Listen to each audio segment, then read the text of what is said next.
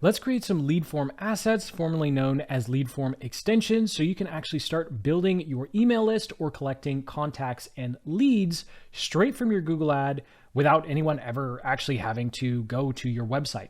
So timestamps below, along with some other helpful links and resources, including a link to our Google Ads playbook to help you shortcut the process of keyword research, writing your ads, creating your ad assets, and of course, a detailed audit of how to actually optimize your campaigns to reduce your cost per click. Now, when it comes to lead forms, these are unique compared to all the other types of assets in that they allow people to interact with your ad and give you the information you're looking for without ever hitting your site. And you can actually get pretty fancy with setting up campaigns that only have a lead form and don't direct people to your website, but we'll leave that for another day. So in this example, the first one here, we have a contest. And so the goal of this is, hey, get this awesome free thing, or potentially get this awesome free thing, if you give us your contact information. So that's an example of just trying to grow your contact or email list.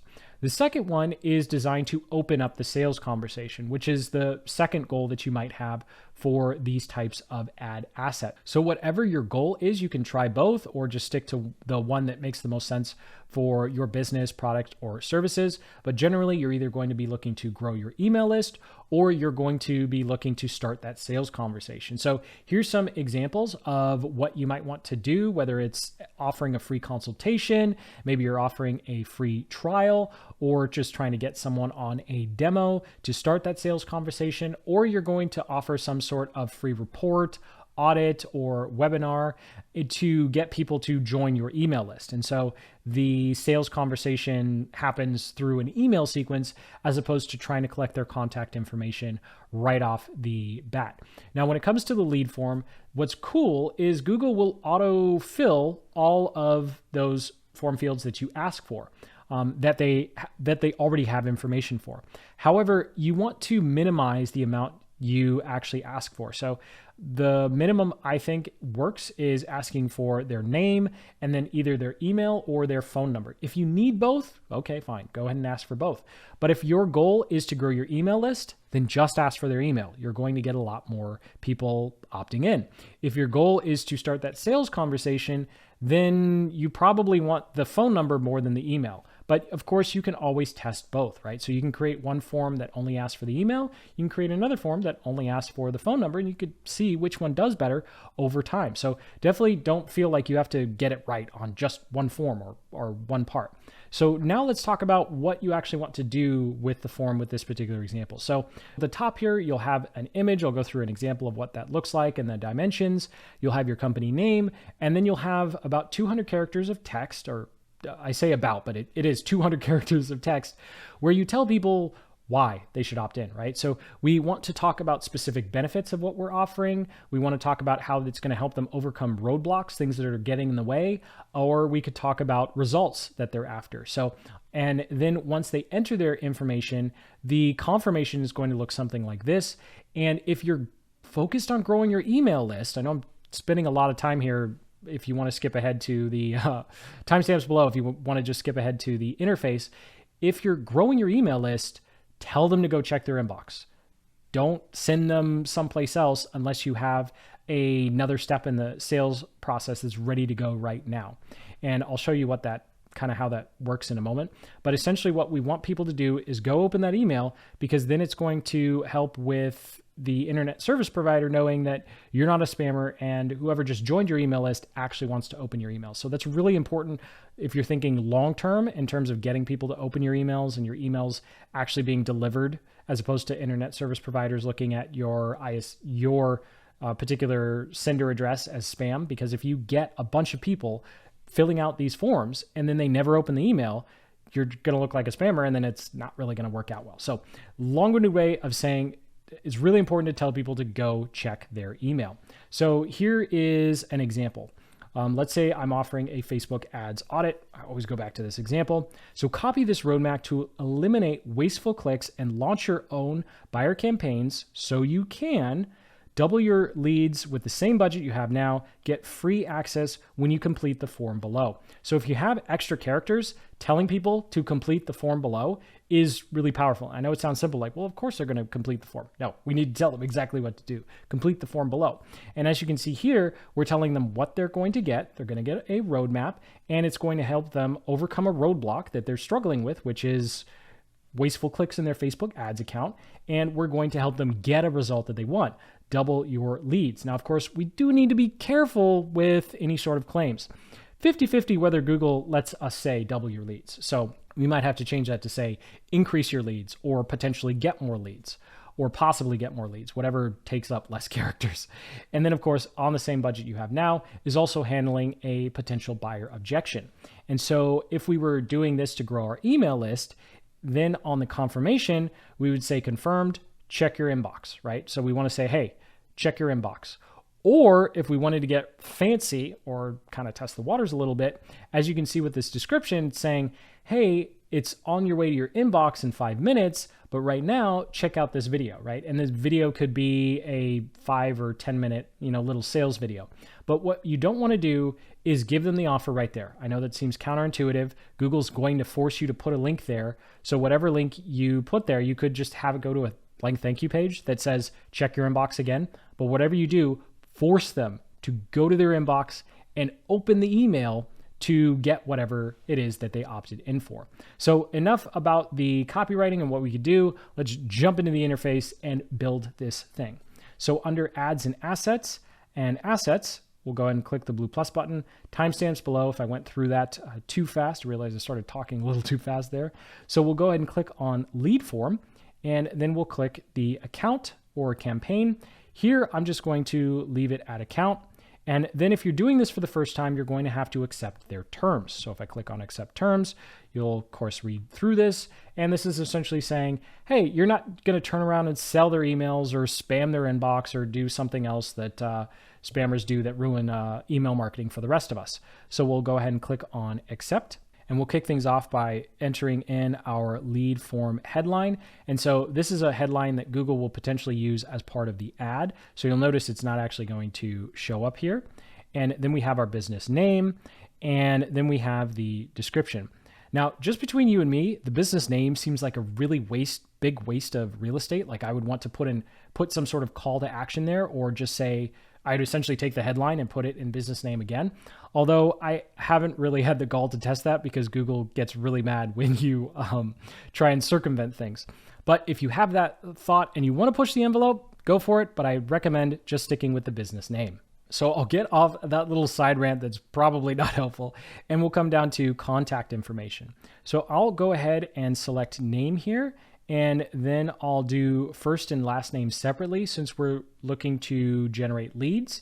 And I know that the email service provider where we would want to integrate with has the first and last name in separate fields. And so this is also important to think about if you are going to integrate with a CRM or a email autoresponder.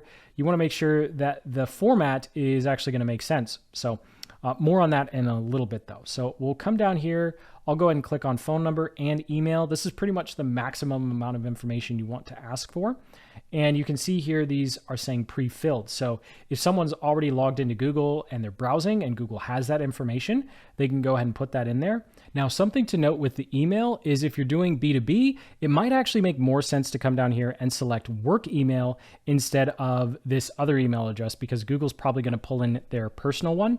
And of course, it's important that we get their work email address because that's the place that we are more likely to be read versus they're scrolling through their inbox on a lazy Sunday night and they go, oh yeah, this is work related stuff. I'll get to it later. And then, they're checking the wrong inbox Monday morning when they should be hopefully calling or responding to you.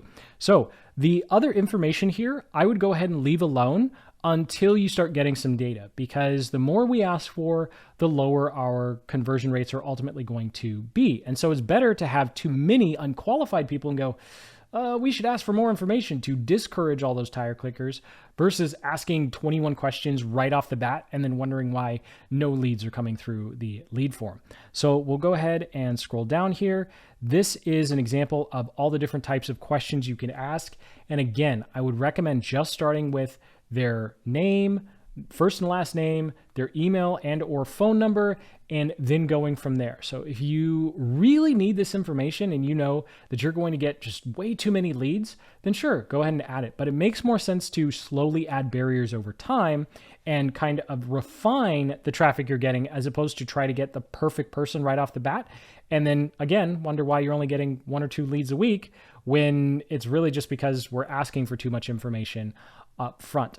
So we'll go ahead and jump down here. We can add a background image, but first we're going to go ahead and insert our privacy policy. So you do have to have a privacy policy just to advertise with Google in general. So you can just go ahead and drop in that URL there, and then we'll come down to add a background image. So when we do, you'll see that we need a image that's 1200 by 628.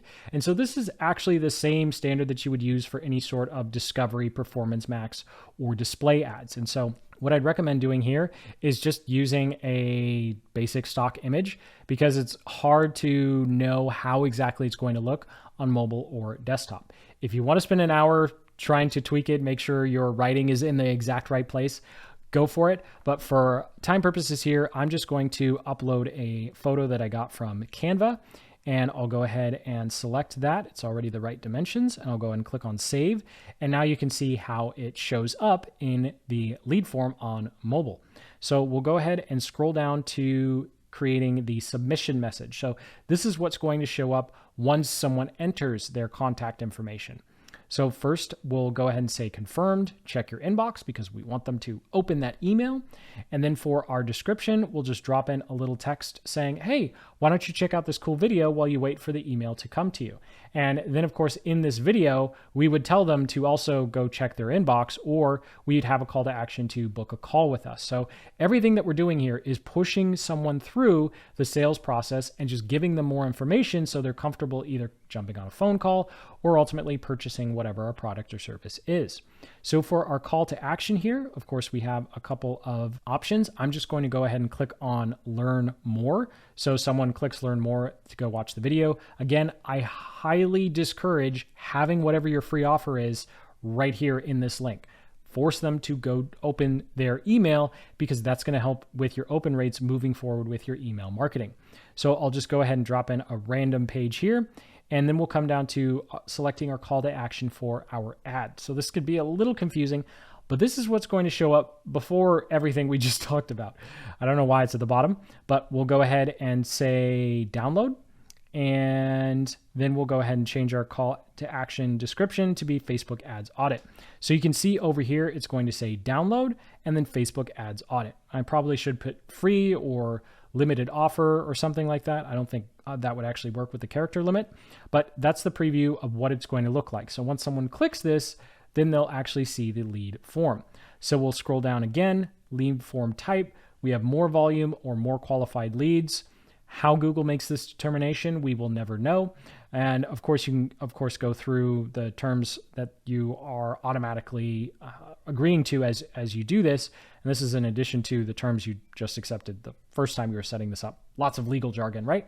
But I would recommend leaving this at more volume the first time you go through this process, because we would much rather have too many unqualified leads and then refine it down to these are really qualified people coming through the door, versus trying to get that perfect fit right off the bat, because it's really hard to go backwards and try and go up the funnel, as opposed to starting with a large breadth of people and then filtering and whittling them down. So that's like the third time I've said that. So let's go ahead and move on to the bottom here, which is export leads from Google.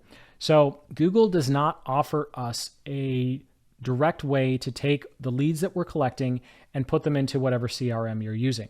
You're going to have to use Zapier or Zapier or however you say it, because every other person seems to say it differently. I should look up how to actually say it. Maybe ChatGPT could help me with that. But anyway, you're going to have to use that third-party integration to connect this form to whatever email service provider or CRM that you are using. So you can use this search box to see if there is something set up, but pretty much any software you're using should have this set up. Although I add a little asterisk that I use the new version of MailerLite and it still doesn't work with this. So maybe you happen to use one of the few softwares that hasn't updated yet. But that's on MailerLite. Shame on them. They should definitely have that fixed by now. So anyway, I'll show you. You can also do something called a webhook, which is super fancy. That is above my head in terms of programming, but essentially it's a really fancy way of having the information directly ported over to your CRM. And I would recommend having a developer do that for you if you don't want to use Zapier or Zapier. So we'll go ahead and jump down to import conversions. This is something you'll leave alone for the first round of doing this. You can always get more advanced with your conversion tracking later, and Google's automatically going to track these as conversions and as leads. So we'll go ahead and click on save here. I'll come over here to lead form, and you can see CSV CRM. This is where you can go ahead and download your leads. And so if you're not zapping them over to someplace else, make sure you come in here at least every other day. You are paying good money for these leads, so you want to make sure that you're following up with them in a timely manner, or you have a virtual assistant come in here and download them for you. And with that, you're all set and good to go with your lead forms. Thank you so much for watching. Sincerely hope you got some value out of this video. Most importantly, you're all set and good to go with your lead forms. Make sure you check out that link in the cards and the description to our Google Ads playbook to help you get up and running with your ads as quickly as possible, as well as that detailed audit checklist to help you identify those key areas to bring your costs down and increase your conversions. So hit that like button, subscribe for more marketing guides just like this one, and until the next, keep building the business you love.